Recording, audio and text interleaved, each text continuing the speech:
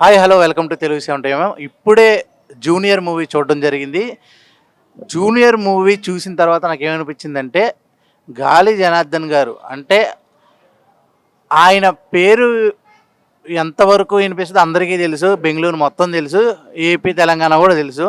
Same అదే వ్యాప్తంగా మంచి పేరు ఏదైతే ఉందో, కిరీటికి కూడా చాలా మంచి పేరు వచ్చే అవకాశం ఉంది. ఎందుకంటే ఇరగదీసేసాడు. యాక్టింగ్ కానీ, ఫైట్స్ కానీ, డ్యాన్స్ కానీ నాకెందుకో ఒక అల్లు అర్జున్ గారు, ఒక రామ్ చరణ్ గారు, ఒక ఎన్టీఆర్ గారు ఆ కోవలో మళ్ళా ఇంకొక హీరో రాబోతున్నాడు అనిపించింది. అంటే నేనేమంటున్నానంటే ఓన్లీ టాలెంట్ చూసే. ఎందుకంటే ప్రతి ఒక్క డ్యాన్స్ స్టెప్ ఇరగదీసేసాడు.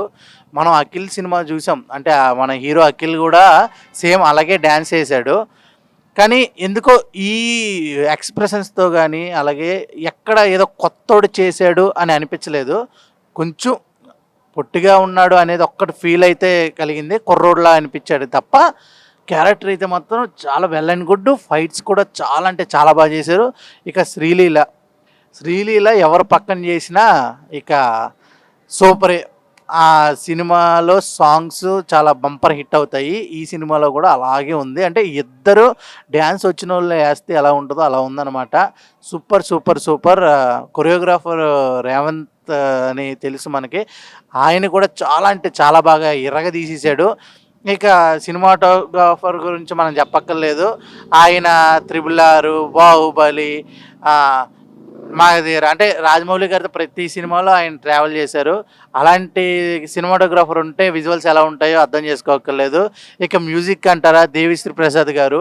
ఈ సినిమా ఎక్కడెక్కడ కొంచెం లో అవుతుందో ఆ లోలో మళ్ళీ నేనున్నానని చెప్పి దేవిశ్రీ ప్రసాద్ గారు అయితే మాత్రం వచ్చి కనిపించి మళ్ళీ దాన్ని లేపడం స్టార్ట్ చేశారు.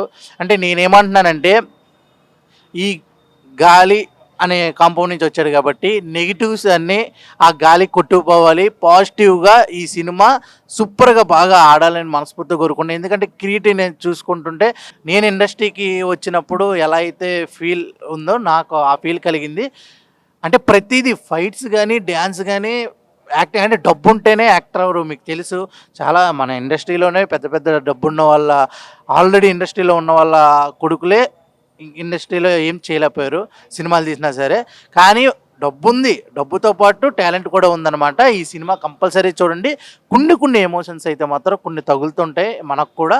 అలాగే జెనీలియా గారు ఈ చాలా సంవత్సరాల తర్వాత వచ్చినా సరే చాలా అంటే చాలా బాగుంది. ఏడిపిస్తారు. అలాగే మనకి ఫైనల్ ఎండింగ్ అయితే చాలా బాగుంది.